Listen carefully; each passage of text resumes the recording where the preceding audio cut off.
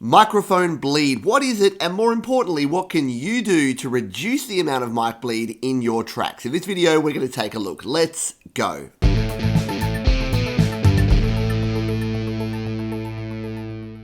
Hi, my name is Pete and this is Studio Live Today, and if it's your first time here, what I like to do is help you create, record and release your best music. And if you've been creating and recording music using a microphone for any length of time, then mic bleed is something you've probably experienced. So what is mic bleed? Well, it's when you're recording with a microphone wearing headphones, which is what you do when you're multi-tracking, which means that you're playing back some recordings and recording a new recording. So let's say that you've recorded an acoustic guitar part and now you're recording some vocals over the top. Well, when you're tracking or recording those vocals on your microphone, you're playing back the acoustic guitar, and sometimes your mic will pick up some of that acoustic guitar sound. So there's a few tips that we can look at in this video that can help you reduce that sound and make sure that you're not getting a whole bunch of bleed into your microphone, which could be impacting the quality of your tracks. So my number one tip for reducing mic bleed is using a pair of closed back headphones. So these are the Sennheiser HD280s. I've talked about these before. They're my favorite pair of headphones. They do retail for about $100, but don't worry, I've got some other tips that cost you nothing, which we'll be talking about next. But a pair of closed back headphones are great because the cups go all the way around your ear, meaning that if you are standing and recording, pretend this is my head, although this is my head, and you're recording into this microphone, then it's not letting a lot of that sound escape. It's going into your ears so that you can hear the playback, but that playback is then not going to be captured as much by your microphone. You're still going to get a bit, and that's why I'm talking about avoiding, not removing mic bleed, because you're always going to get some level of microphone bleed. But there you go, a closed back pair of headphones is one of the best ways to reduce it. The number two tip that I have for you, and the reason I have my MXL 550, my favorite large diaphragm condenser microphone set up here, is around how close you are to the microphone. So what I've got here is I've got my pop filter set up in front of the microphone. You can see there that it's quite close. There's probably only about 10 centimeters or maybe 4 or 5 inches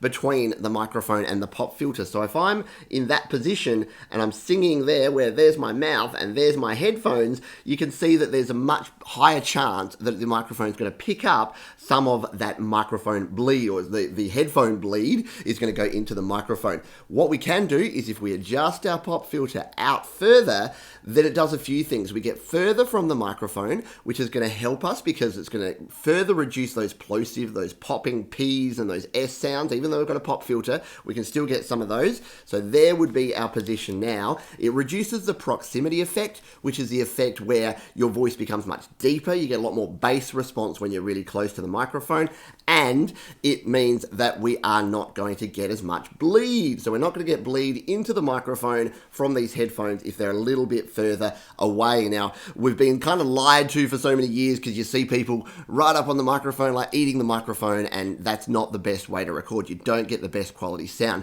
Back yourself away from the microphone. Now, this applies not only for recording vocals, but recording guitars or any other instrument. Again, you don't listen to a guitar by playing it right up against your ear, so you shouldn't mic your guitar right up against your guitar as well because of those reasons. And the closer you and your guitar are to your microphone, the more mic bleed you're going to get and the worse it is going to sound. Tip number 3. Now, if you don't have $100 for a closed back pair of headphones, what's the next best thing? Well, it is earbuds. Yes, believe it or not, the humble earbud is a great way to reduce your mic bleed. Why? Once again, it's all about isolation. Once you put a pair of earbuds in your ears, it is isolating that sound. It's going into your ears, but it's not actually bleeding out as much as other pairs of headphones or other ways of monitoring. So now be careful, because if you've got a pair like these JBL Endurance Run, they have a built-in microphone. So if you are using these to monitor and you're using, say, the built-in microphone of a device, say your iPad or your iPhone,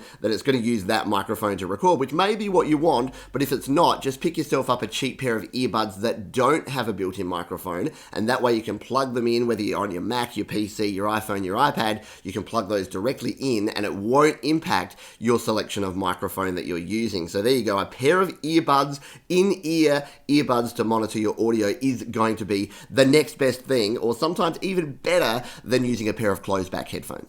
Tip number 4, reduce the playback volume of what you are overdubbing. So if you've got some guitars that you've already recorded and you're recording your vocals over the top, or especially if you've got drums, then make sure that the volume is still loud enough for you to hear it and to sing along. Obviously, you want to be able to hear it, but don't make it so loud that it's going to be overpowering. It's going to make it harder to sing to begin with, but you're also going to get more bleed. The louder that volume is coming out of your headphones, the more chance of bleed from your headphones going into your microphone and being added to that track. And you can understand here that once you say you're recording backing vocals and you've got 4 different backing vocals, if you get that same bleed across 4 different tracks, now you've got a whole bunch of problems, because every single individual track is going to have a whole bunch of additional sound in it that's going to make it harder for you to EQ, mix and master and get your songs sounding great. And the number 5 tip, which is not even really a tip, is this: don't worry so much about it. Mic bleed has been around for as long as recorded music, or as long as overdubbed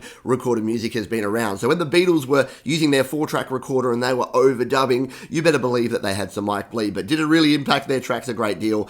I don't think so. So you are recording the same thing. So if you've got some mic bleed, if you've got a little bit of background noise of the music on your vocal track, once you mix that in, it's really not going to be that noticeable. So don't stress too much about that. Use some of these tips and techniques to reduce your mic bleed, but at the end of the day, if you can hear a little bit of your drums or hear a little bit of your bass or your guitars in your vocal, it'll be fine. Once you mix that back in, remember, no one's listening to your songs in isolation. No one's listening to the vocal going, oh, I reckon there might be a little bit of drum in that vocal. No, they listen to the whole mix. So don't stress yourself too much, and you will be able to manage your mic bleed effectively. And there you go. I hope you found this useful. If you'd never thought about mic bleed before, well, now you at least know what it is and what to look for. If you've been struggling with this in the past, hopefully these tips will help you improve the quality of your sound. If you've got any comments, questions, or suggestions about this or any other topic, you can drop those in the comments below. I'm always down there chatting to you folks, and I really appreciate your support. Thanks again for watching, and I'll see you